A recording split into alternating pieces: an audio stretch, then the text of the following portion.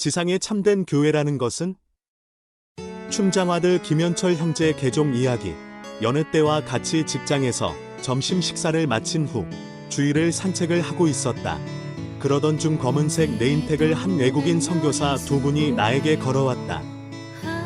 예수 그리스도 후기 성도 교회 선교사들을 종종 봤었기 때문에 낯설지는 않았다. 온전히 기억이 나지는 않지만 그 장로들은 나에게 몇 가지 질문을 던졌다. 예수 그리스도 후기 성도 교회에 대해 들어보신 적 있으신가요?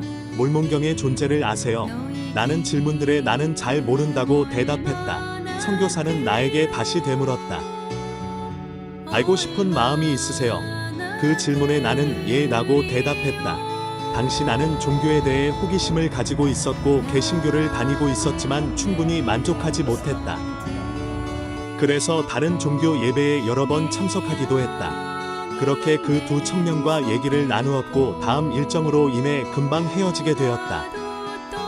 선교사들은 나에게 명함을 건넸고 전화할 생각도 하지 못한 채 일주일이 지났다. 그러던 어느 날 모르는 번호로 전화가 걸려왔다. 전화를 받으니 며칠 전에 길에서 만났던 그 선교사들이었다.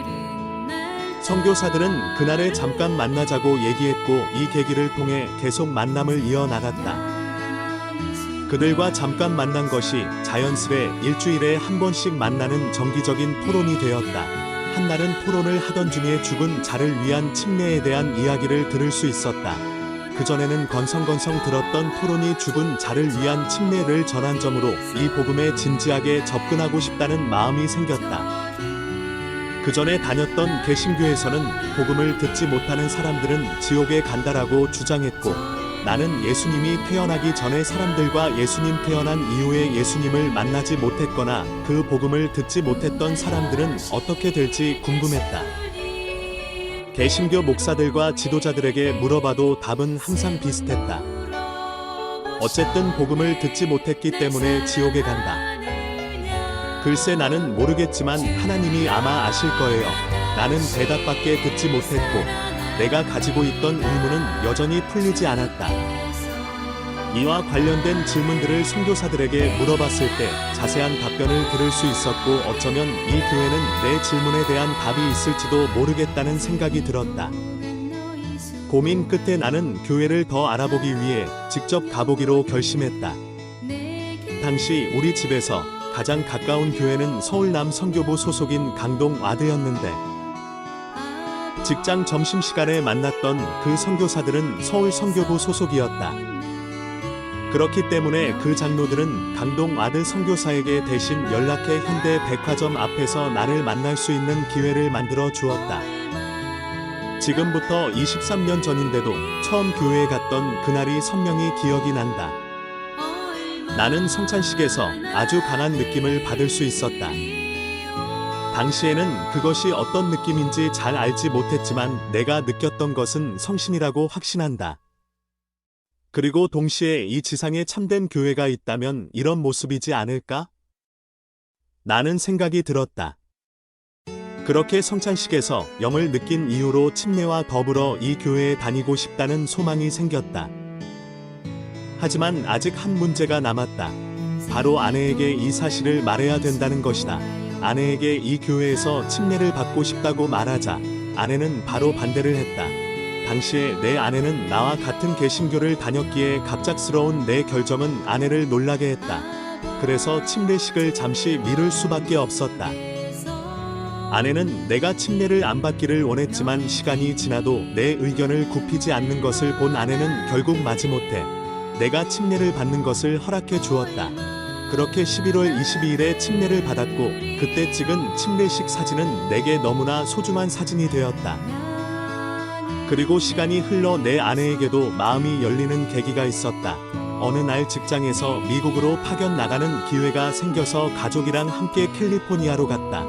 미국에도 우리 교회가 있었다는 것을 알았지만 우리 집에서 제일 가까운 교회는 어딘지 몰라서 솔트레이크 시티에 있는 교회 본부에다가 직접 편지를 써서 보냈다. 핸드폰도 없었던 시절이라 잘 도착했는지 알 길이 없었는데 놀랍게도 편지는 잘 도착했고 얼마 후에 이사 간 집에서 전화가 왔다. 집에서 가장 가까운 와드에서 전화가 온 것이었는데 한 형제님의 환영 인사와 함께 곧 방문을 하겠다고 말씀했다. 그러고 얼마 후에 두 형제님께서 방문을 왔는데 두 분 다 한국에서 봉사를 했었고 그중 한 분의 성함은 스미스였다. 미국에서 지내는 동안의 스미스 부부는 셀 수 없을 정도로 저희 가족을 식사 초대를 했다. 그리고 몇 번은 선교사와 함께 초대를 해 주었는데 지금 생각하면 당시 나 혼자 회원이었기 때문에 나에게는 심회원 토론을 그리고 내 가족에게는 구도자 토론을 진행한 것 같았다. 항상 우리 가족에게 친절하게 대해주고 도와주며 그리스도의 사랑을 보이면서 내 아내는 조금씩 마음의 문을 열기 시작했다. 그렇게 1년이 지나간 뒤 우리는 다시 한국으로 돌아가야 했다. 돌아가기 전에 스미스 형제님은 나에게 만약 내 아내가 침례를 받고 난 뒤 성전에서 임봉을 하게 되면 꼭 자기에게 말해달라고 했다. 왜냐하면 임봉의 증인으로 꼭 참석하고 싶다고 했기 때문이다. 그때까지만 해도 그저 농담인 줄 알았다. 하지만 1년 뒤에 내 자녀들은 침례를 받았고 그 다음 해에는 아내가 침례를 받았다. 그래서 스미스 형제님에게 이메일로 소식을 전했고 실제로 스미스 부부는 한국에 와서 우리 결혼 임봉의 증인이 되어줬다. 임봉한 다음 날은 금식 간증을이었는데 나는 스미스 형제님에게 한국말로 간증을 부탁드렸고 형제님은 조금 걱정했지만 한국말로 짧게 간증을 나누었다. 그러고 나서 다시 미국으로 돌아갔는데 지금도 종종 교류하고 있다. 이렇게 성신의 느낌과 스미스 부부가 보여준 사랑을 통해서 내 가족 모두는 복음 안에서 충실히 지금까지 생활할 수 있었다.